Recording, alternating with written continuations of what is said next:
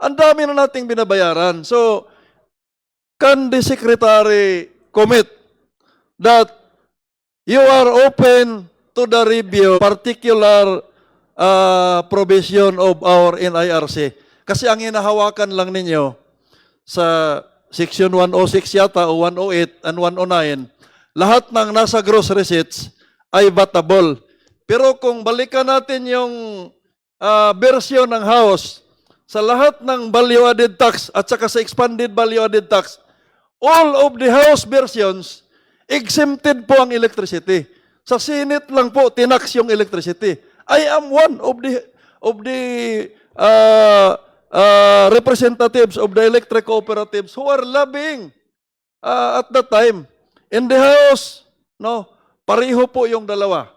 Non-vatable po. 0 VAT po yung electricity. Pagdating sa Senate, nilagyan po. So, again, I would like to reiterate, can the good secretary commit to review that particular taxation of electricity? Mr. Chair, in response to the request Go ahead. of the congressman, yeah, we will direct the Bureau of Internal Revenue to have a meeting with the ERC, the Energy Regulatory Commission, and the Department of Energy to see what can be done about the matters that you have raised. Thank you for the commitment, Mr. Chair, and the openness to do that. Again, I would like to reiterate, Mr. Chair, ang pinaghahawakan lang ng BIR, yung provision natin sa National Internal Revenue Code na lahat ng nasa gross receipts vatable. Kaya nasama yung systems loss. So ngayon, kahit legal yan, I believe na hindi lahat ng legal ay moral. Kailangan magsama po yung legal at saka moral. It is moral pa na sisingilin mo ng ilang beses yung iisa lang naman na kilowatt hour yung pinag-usapan. Just to reiterate, just to emphasize, Mr. Chair, iisang kilowatt hour lang pinag-usapan natin mula paglabas ng generating set papunta sa bumbilya ng bahay ko. Dumaan lang sa iba-ibang sektor, transmission, distribution. Tas every sector na dinaanan, pinapatawan natin. So, kindly think of the morality on that particular. Now, to the Department of Energy, paulit-ulit na nating narinig na si DBM nag-release na ng budget para mag-angkat tayo ng fuel. My question, Mr. Chair, to the Department of Energy, ano po yung scheme na gagamitin natin, pagbinta natin? Ano yung scheme? Ano yung pamamaraan pagbinta natin? Kasi pundo ng gobyerno yan through the PNOC. Paano natin ibinta yan? Can we hear from the Department of Energy? Please state your name and position for our stenographers. Thank you, Mr. Chair. I am Yusek Sandy Sales of the Department of Energy.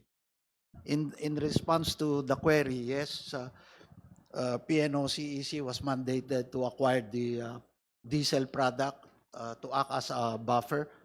And currently, the finalization of the guidelines on how to sell or distribute the product. The first shipment landed last week. The second shipment of a bigger shipment of 300,000 barrels will arrive by the end of this week. So, and we are already in the department cognizant of the concerns of the transparency and the fairness of distributing or selling this diesel. So the guidelines really coming out will be to target the distribution of the diesel to the most needy. So we are receiving direct guidelines and guidance from the Uplift Committee in identifying. But principally, our initial identification po is ang ating transport sector, principally yung mga jeepney at saka yung mga bus that really use the diesel products. So, ito day to day, so yung means to target directly sa users, the jeepney drivers, and potentially the bus companies as well, para sila talaga ang mag-benefit. Ang principles na sinusundan po natin is hindi po kikita ang PNOC dito. Ngayon, merong mandate on the discount. Potentially, for the discount, government may decide to sell at discount, so may loss. Kasi kung isesell ko lower than buying price as aid dun sa targeted sectors, potentially magkakaroon ng loss yan. Pero during this particular period, I think we can look at it as part ng ayuda na direct na binibigay. Ito naman will be indirect through discounted diesel fuel to the more affected sectors ng ating lipunan po.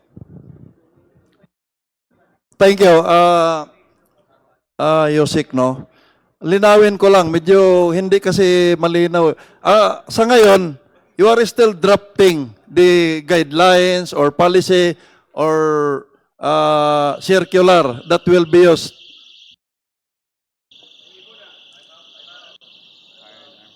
Can we ask, go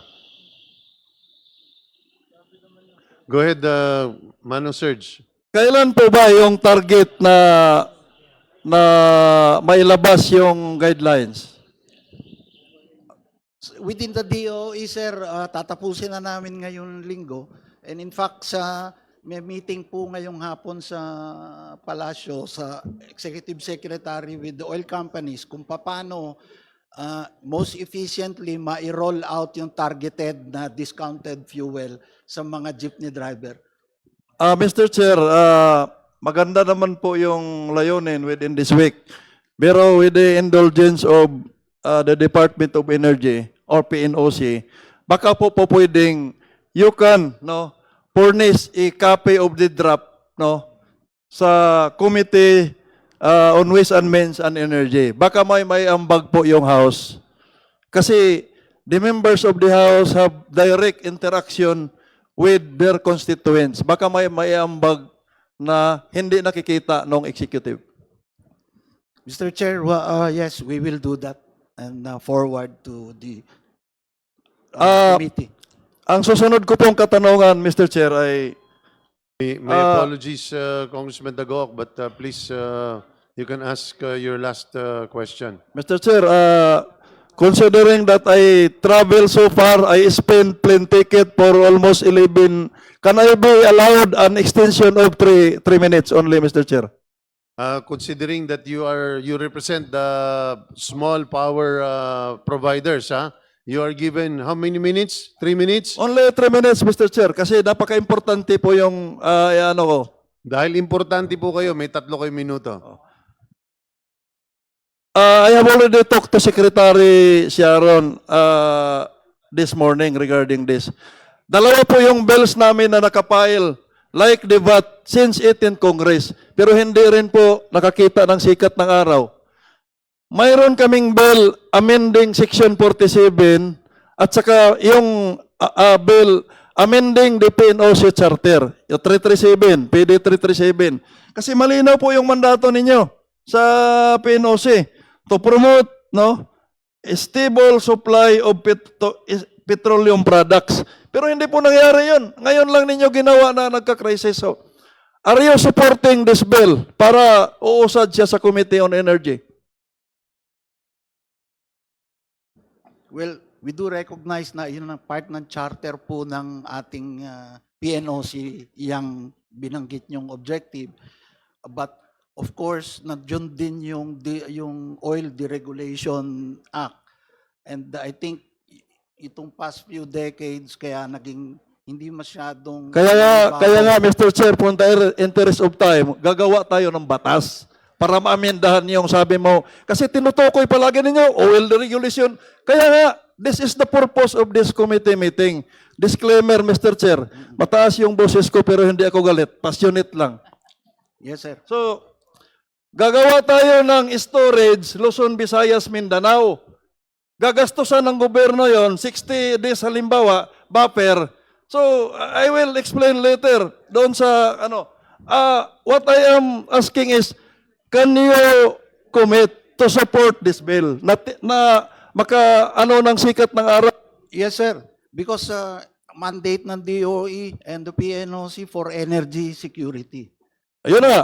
That's PD That's part of energy 337. security, sir. Department of Energy, are you supportive of a measure amending Section 47 of EPIRA Law na si NPC na Pukor babalik sa generation pero doon lang siya sa ancillary para hindi siya magko-compete sa mga GENCO.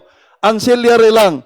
One-time government subsidy pag put up ng planta. Recoverable yung OPEX kung under yung planta as ancillary. Are you supporting that, Yosek Mario? Good afternoon, Mr. Chair. Undersecretary Mario Marasigan from the Department of Energy. Undersecretary Marasigan, okay. Are you okay, Manong? What happened to your eyes? I'm sorry, sir. I had my Cataract? cataract surgery. Okay, go ahead, go ahead. I was wondering, I thought you like Spider-Man. Go ahead. Yeah. Thank you, Mr. Chair, again. And of course, we are willing to work with Congressman Dagoc in pursuing his bill.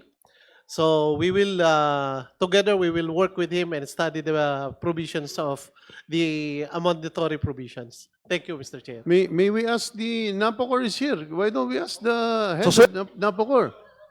Yeah, go ahead. Tanong ko, Mr. Chair. Susunod na katanungan ko, napukor na. Go ahead, go ahead. Are you in favor of the proposal of former Congressman Coco Nograles? Mr. Chair, as usual, we defer to the wisdom of Congress, and NAPOCOR is ready to accept whatever challenge you send us. That's a yes. That's a yes. I would take it to... Alam ko Go kasi ahead. nag-usap na kami kanina, for the record lang, na susuporta sila. Gagawa tayo ng planta para pag sabay-sabay yung 6 na planta dito, wala kayong yellow, wala kayong red alert, sasaluin ng gobyerno yung hindi naman na under 24/7 yan. Pag may ganyan lang na pangyayari, para hindi magkaroon ng siyak yung market. Isa sa Luzon, isa sa Visayas, isa sa Mindanao, pinakamalaking unit na mag-back down dito, pinakamalaking unit sa Luzon grid, Visayas grid, Mindanao grid, ang iput up natin na planta. Like yung buffer, that's buffer. Like yung buffer sa petroleum. Now, ang susunod na katanungan, very specific sa Napocor. We have SPAG area under Section 70 of EPIRA. Can the Napocor commit na walang mangyayaring reduction of operating hours, status quo, at sunod na katanungan, magkasya pa ba yung budget ninyo sa fuel for 2026? Mr. Chair, if I may, NAPOCOR budgeted 60 pesos per liter for the diesel. We were planning enough elbow room for a 50% increase just in case a Ukraine war situation would happen again. That's part of our forward thinking. So we have prepared, prior to the war, an allowance for the fuel to reach 92 pesos. Currently, NAPOCOR is purchasing fuel at 127 pesos per liter. And at 127 pesos per liter, if it stays the same, we will have a budget shortfall. Specifically, our estimate is about 10 billion pesos for the remainder of the year. To translate it on a cash flow basis, because NAPOCOR is utilizing a just-in-time cash flow, it translates to a shortfall of approximately 1.4 billion pesos per month. So we have been operating on this very intense situation since March. But the full effects of the war is going to be felt financially by NAPOCOR this coming May. I am looking at a budget shortfall of 1.4 billion pesos in May. Now, we were able to manage March and April. This April, we're able to manage it. We solved it just a few days ago. We're able to manage that by 4 approaches. This is our 4 approach. First is savings. Second is realignment or reprioritization. Third, should Congress be willing to help NAPOCOR? And the fourth is drawing from a loan. Now, the savings, we have resorted to extreme austerity measures. That is the least we can do to keep the lights on. Because when the war broke out, I sought guidance from my board, and my board told me, bawal ang brownout. To answer the good congressman's question, NAPOCOR will do bawal ang brownout. Since the war broke out, there were only 2 incidents that happened na nagkaroon ng power interruption. That would be in the district of the chairman on agriculture and the district of the chairman on energy. Both of them, both power interruptions were not lack of fuel supply. They were both technical or logistical problems, but not a lack of fuel supply. To simplify the problem of NAPOCOR, which is the same for QTPs and NPPs and probably the rest of the country, simply put, it is the high cost of fuel. So in a high cost of fuel scenario, dalawa lang po talaga yung sitwasyon. Either meron tayong cash, pangtapal ng unbudgeted, or mas mura na fuel. At this point in time, wala po tayong bolang bilog, di natin alam anong mangyayari na sa gera, but the only thing we can do is manage. But I will assure the members of Congress that there will be no brownouts due to fuel supply in NAPOCOR served areas. Thank you, Pres Coco. Maraming salamat po kasi yung mga taga-isla natin nangangamba talaga. Now, island issue, itutuloy ko. Subsidy, transport subsidy. Ang tanong ko sa, may DOTR ba dito? May transportation dito? Wala. Ay, DBM. Sa DBM na lang. Kasi kayo yung nagre-release ng mga subsidy. Bakit doon sa transportation, tatlo naman yung sektor natin sa transportation, may sea, may air, may land. Bakit nakatutok lang kayo sa mga tricycle driver, jeepney driver, bus driver? Bakit hindi nyo sinama yung mga inter-island na dito sa mainland, pwedeng magbisikleta. Sa amin sa isla, hindi pwedeng magbisikleta. Dito sa mainland, pwedeng maglakad kung walang masakyan na jeepney at saka tricycle. Sa amin, hindi pwedeng maglakad sa dagat. Kailangan namin sumakay. Bakit walang subsidy doon sa mga sea transportation, sa mga pambot? Yung nag-increase na ng 40 at saka 50% yung ibang mga lansa, yung ibang mga bangka. From Siargao to Surigao City, nag-increase na ng 120, may 70 per passenger. Pero nakatutok tayo dahil dito lang nagrarally. Ay baka mamaya magrarally lahat ng pampot din dito sa Maynila. Dadalhin namin para mapansin niyo yung sea transportation. I hope the DBM will include that subsidy to the sea transportation. Wag na lang yung eroplano kasi lahat ng sasakay ng eroplano, i-assume natin na mga mayayaman. Yung sea at saka land, pareho po yon. Ang kaibahan lang, dito, uulitin ko, pwedeng maglakad. Sa dagat, hindi pwedeng maglakad. Dito, pwedeng magbisikleta, pwedeng magkabayo. Doon po, sa dagat, hindi pwedeng magkabayo, hindi pwedeng maglakad. That's all. Thank you. Marami pa sana, Mr. Chair.